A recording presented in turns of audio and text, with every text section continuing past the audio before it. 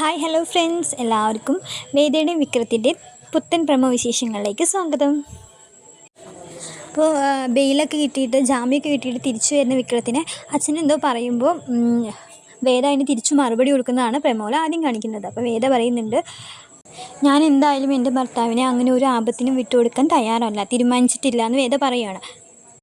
ഇനി മുതൽ വിക്രം ഈ വീട്ടിലെ മകനായിട്ട് തന്നെ ജീവിക്കും, അയാൾ നന്നായിട്ട് നടക്കേണ്ടത് എൻ്റെ ഉത്തരവാദിത്വമാണെന്ന് പറയുകയാണ് വേദ വിക്രത്തിൻ്റെ അച്ഛനോട് പറയുകയാണ്. അപ്പോൾ വിക്രത്തിൻ്റെ അച്ഛൻ പറയുന്നുണ്ട്, അതിന് നിന്നെ ആരെ ഈ വീട്ടിലെ മരുമകളായിട്ട് കണക്കാക്കിയിരിക്കുന്നത്, ഞങ്ങളാരും നിന്നെ ഈ വീട്ടിലെ മരുമകളായിട്ട് കണക്കാക്കിയിട്ടില്ല പറയുകയാണ്.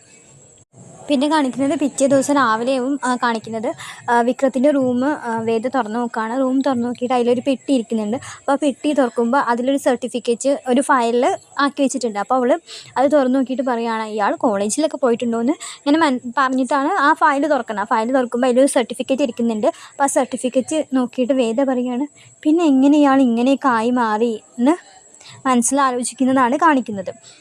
ഇത്രയാണ് നാളത്തെ പ്രമോ കാണിക്കുന്നത്. വീഡിയോ ഇഷ്ടമായില്ല എന്ന് ലൈക്ക് ചെയ്യണം, സബ്സ്ക്രൈബ് ചെയ്യണം. Thank you, good night.